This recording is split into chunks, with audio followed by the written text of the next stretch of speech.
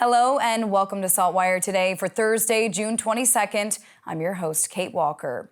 We begin today with breaking news out of Boston, where all crew members on board the missing submersible are now believed to be dead after a suspected implosion.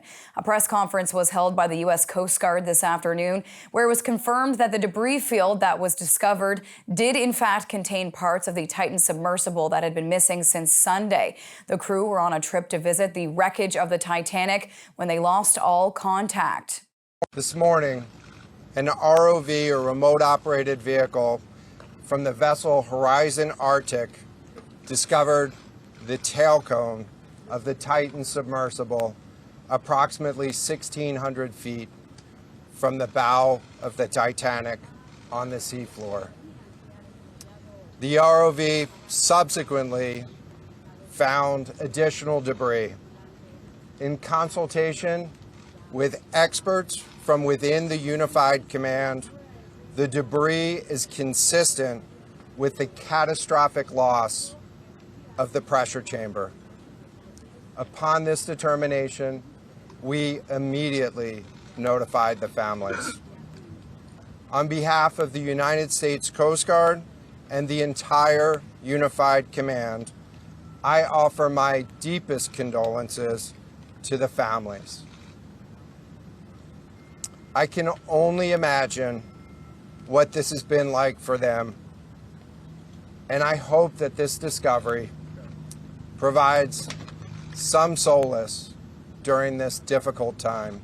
It was also confirmed that the sounds heard from underwater from the sono buoys were likely not connected to the sub, as an implosion would make a much louder noise. The Coast Guard said the crews will continue to investigate the site of the debris field, but that this is still very much in the early stages. More changes are coming to the Need a Family Practice Registry, which the province hopes will get patients the care that they need sooner. As of today, anyone who is on the registry can add healthcare information into their profile that will be used to direct them to services and resources near them. The province says adding health information is voluntary and will now be part of the process when people sign up. Anyone who is currently on the list will be contacted by Nova Scotia Health by email, letter, or phone and encouraged to update their profile. It was a list and now it's a tool, and we've been talking about the functionality of this list for a period of time. And so the information that we'll gain from the Need a Family Practice Registry now will increase the functionality and allow us to triage. What I like about it is that principle of medicine is to treat the most urgent patients first. So it's not just about first come, first serve. So as somebody mentioned already, when you go into an emergency department, it's not just the first person that showed up. The people that need the care the soonest will receive it the soonest. So I think that's a really important nuance to the wait list that's been added. Health profiles will also be used to support a new incentive for family doctors with an office-based practice. The information will be used to match patients with greatest need with a family doctor sooner. Eligible physicians who accept 50 patients with higher needs from the registry will receive $10,000.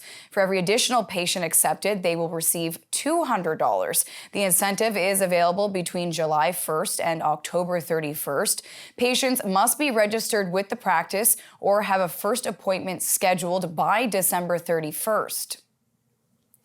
Nova Scotians who lost income due to the recent wildfires in HRM and Shelburne County may be eligible for short-term financial support through the Emergency Relief Grant. The province says employed and self-employed Nova Scotians who are not receiving employment insurance and those who had or are on an EI waiting period may qualify. The amount of the short-term emergency grant, either $275 or $550 per week, depends on the extent of the impact faced. This is the criteria to be eligible. Workers must not have been able to attend work, resulting in an interruption in income. They must either live or work in a mandatory wildfire evacuation area or were affected by business disruptions that happened because of the recent wildfires. People who are self-employed and unable to operate their business permanently or temporarily because of the wildfires may also qualify.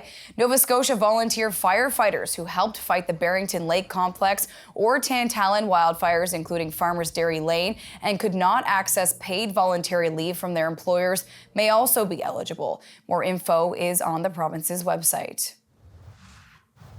Nova Scotia Health sent out a drug alert for the HRM this morning. In a tweet, the health authority says the warning comes after an unexpected reaction to pink cocaine in the Halifax North End area. The alert says they received a report from a community partner.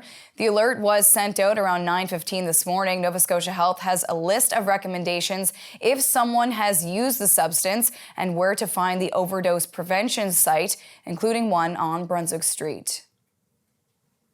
On to weather now. To see what's coming up in the forecast, we're going to check in now with our weather specialist, Allister Aalders. It was another beautiful summer day, Kate. We had lots of sunshine. Temperatures were up in the mid to high 20s, which some might consider a little too hot, although humidity wasn't high, so it was fairly comfortable, and there was a breeze at times. We will squeeze out one more nice day before the pattern starts to modify and more unsettled weather returns. This evening we'll have clear skies and the temperature will be near 20 degrees. Winds do become light this evening. Waking up to sunshine on Friday morning, starting the day near 12 degrees with a southwest wind 15 to 30 kilometers per hour. Now into the afternoon, it does become a mix of sun and cloud, and that is because fog patches will develop along the Atlantic coast of Nova Scotia. Tomorrow's high will be near 26 degrees inland, but it gets cooler as you make your way towards the coast, and once you're directly along a southwest-facing coastline, the temperature will be closer to 15 degrees, winds gusting 20 to 40 kilometers per hour. As we head into Saturday, we will have more widespread clouds and fog patches with even a chance of an isolated shower. However, I do think especially in the afternoon, the sun will be able to peek out. But we have more widespread showers and a risk of thunderstorms returning to the forecast Saturday night and especially throughout Sunday. Kate. Thank you, Allister. That's all for now. For more extended video and full online articles, stay tuned to SaltWire.com. And you can find us on social media. I'm your host, Kate Walker. Thank you for joining us, and we'll see you back here tomorrow.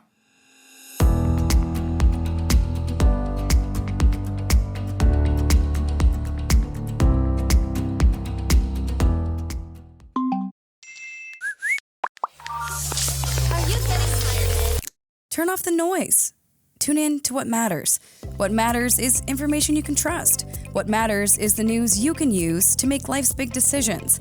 Informed healthcare choices, casting the smart vote, or opening that business. What matters is understanding the world around you. Let SaltWire connect you to what matters with unlimited access to the information you need for only $20 for the first year. Become a member today.